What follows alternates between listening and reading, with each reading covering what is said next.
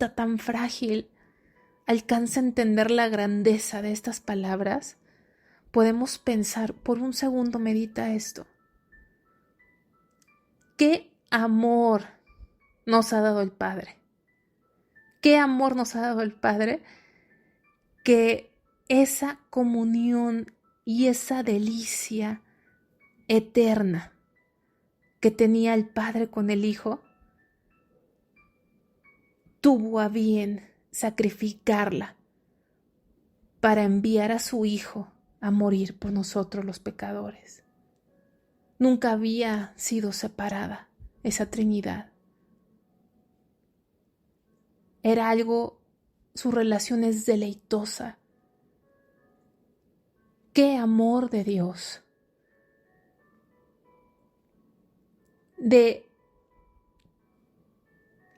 No sé cómo decirlo, de terminar esa separación, de que el Hijo viniera a esta tierra tan corrupta, a esta tierra de tanto pecado, de tanto aborrecimiento hacia Él, y venir en forma de siervo a morir por nosotros.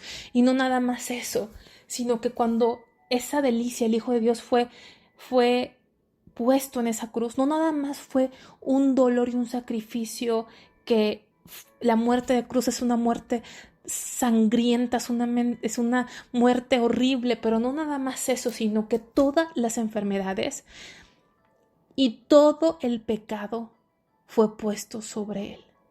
Todo el pecado fue puesto sobre Él, todos nuestros pecados, de tal manera que Él fue hecho maldito. Fue hecho maldición, Él se convirtió en un maldito por nosotros, y en ese momento el Padre Santo tuvo que voltear su rostro, y por primera vez y única vez hasta ahorita, espero que así sea en la eternidad, hubo una separación completa del Padre con el Hijo, que era su delicia. Por eso Cristo dijo: Padre, ¿por qué me has abandonado? ¿No te asombra ese amor de Dios? ¿No te asombra ese amor de Dios? Que Dios nos ayude a entender lo que Él ha hecho por nosotros. Dejó su comodidad, dejó su reino, dejó esa comunión perfecta, plena. Y tuvo que pasar y sufrir Jesucristo el abandono del Padre, porque en ese momento estaba todos nuestros pecados sobre Él. ¿Y qué dice más adelante? Versículo 31.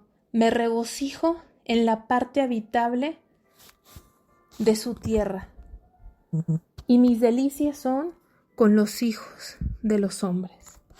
Me regocijo en la parte habitable de su tierra, y mis delicias son con los hijos de los hombres. Fíjate, físicamente hablando, geográficamente hablando, la tierra es habitable en un muy bajo porcentaje, porque la tierra tiene un 70% de agua y no podemos habitarla como seres humanos. Y del 30% restante hay muchas zonas que no son habitables porque son demasiado frías o demasiado calientes, o ecosistemas que simplemente no sobreviviríamos para vivir. Pero no está aquí hablando necesariamente en esta primer parte del versículo de esa parte. Me regocijo en la parte habitable de su tierra. Cuando vemos el Antiguo Testamento, ¿sabes cuál era la parte habitable? La parte habitable era donde podía descender la manifestación de Dios. El lugar donde descendía Dios, donde Dios se manifestaba en esta tierra. ¿Y sabes cuál era ese lugar? Era el tabernáculo o era el templo. Porque Dios solamente se manifestaba donde Él había escogido. Y Dios escogió ese tabernáculo. Dios dio el modelo para ese tabernáculo. Y cuando se hizo exactamente como ese modelo, entonces la presencia de Dios descendió sobre ese lugar, su Shekinah, su gloria. Esa era la parte habitable, era una tienda, la parte habitable de la tierra, donde el Señor habitaba en medio de su pueblo. Pero hoy en día hoy en día a través de Cristo, a través de su sacrificio en el que el velo fue roto, en el que Dios nos dio acceso a su presencia.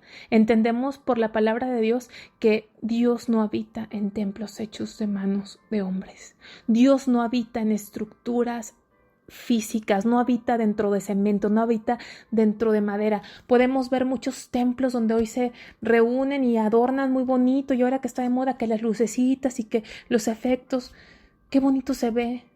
Bueno, algunos, ¿no? Otros muy oscuros.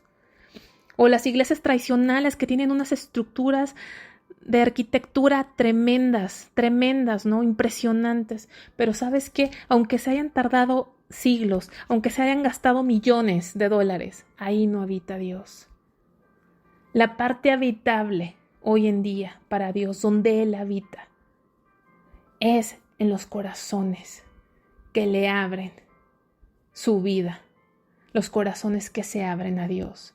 Dios habita con los suyos, Dios habita con su iglesia, y la iglesia de Dios no es visible, la iglesia de Dios no es física, la iglesia de Dios es espiritual, es invisible. Dios no habita en templos hechos de manos de hombres, Dios habita en su pueblo, los verdaderos hijos de Dios, aquellos que nos ha hecho hijos de Dios, aquellos que hemos creído en su nombre. Nosotros venimos a ser la parte habitable de la tierra. Es el único lugar donde el Dios Santo viene a vivir, viene a morar. Y eso es una responsabilidad, porque Él no te visita, Él habita dentro de ti, si es que eres hija de Dios, si eres hijo de Dios. Me regocijo en la parte habitable de su tierra, y dice, y mis delicias son con los hijos de los hombres. Imagínate el universo, que ahora le dicen multiverso porque hay galaxias y hay lugares tan grandes que el hombre, con todo y los telescopios y todos los sistemas y tecnología, no alcanzamos a ver la grandeza, la magnitud del universo, que ahora le llaman multiverso. Y a pesar de lo enorme que es, Dios ha decidido poner sus ojos en los hijos de los hombres. En nosotros que somos como el polvo, que somos microscópicos ante la grandeza de Dios. Dios ha puesto sus ojos en esta humanidad. Pero el regocijo de Dios está en la parte habitable de la tierra. Acuérdate que la parte habitable de la tierra, tú eres tierra, porque dice la Biblia que del polvo fuimos hechos y al polvo volveremos. Somos tierra. Por eso dice la Biblia que seamos tierra deseable, tierra deseable.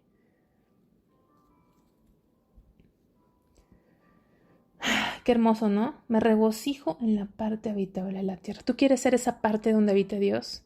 Donde Dios tiene su regocijo. Pídeselo. Dile que tú quieres ser esa parte habitable.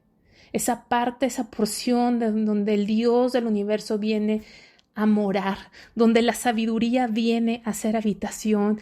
Y créeme que Dios quiere, porque tú no estás saliendo realmente a buscarlo, Él te ha buscado a ti. Así empezó este capítulo. El que tomó la iniciativa no fuiste tú, sino, si tú te fijas en este capítulo, es Dios el que ha tenido la iniciativa. Y así empieza el capítulo que estamos leyendo, versículo 1. ¿No clama la sabiduría y da su voz la inteligencia? En las alturas junto al camino, a las encrucijadas de las veredas se para. En el lugar de las puertas a la entrada de la ciudad, a la entrada de las puertas da voces. Oh hombres, a vosotros clamo, dirijo mi voz a los hijos de los hombres. Él te está llamando. Él me está llamando. Dice en el versículo 32, ahora pues, hijos, oídme, y bienaventurados los que guardan mis caminos, atended el consejo y sed sabios, y no lo menospreciéis. Bienaventurado el hombre que me escucha, velando a mis puertas cada día. Es una relación diaria, cada día esperando, cada día velando. No es de domingos, no es de vez en cuando, es diario, aguardando a los postes de mis puertas. Porque el que me halle hallará la vida, y alcanzará el favor de Jehová. Mas el que peca contra mí defrauda su alma. Todos los que me aborrecen, fíjate qué tremendo termina, aman la muerte. Todo aquel que le encuentra a Cristo, que es la sabiduría de Dios, recibe la vida eterna y tiene el favor total de Dios. Pero bien importante, a los que son indiferentes, a los que pasan sin realmente aferrarse a Dios, sin realmente valorar la sabiduría de Dios y amar la sabiduría de Dios y tomarse de la sabiduría de Dios, dice que van en contra de ellos mismos. Aquellos, dice que aborrecen a la sabiduría, entonces en consecuencia aman la muerte. ¿Por qué aman la muerte? Porque solamente en Cristo está la vida. Y cuando eres indiferente, cuando no te importa, cuando lo menosprecias, entonces dice la Biblia que aman la muerte. Fuera de Él no hay vida. Fuera de Cristo solamente hay muerte. Que Dios nos ayude a conocerle y a aferrarnos a la sabiduría de Dios. Que Dios te bendiga.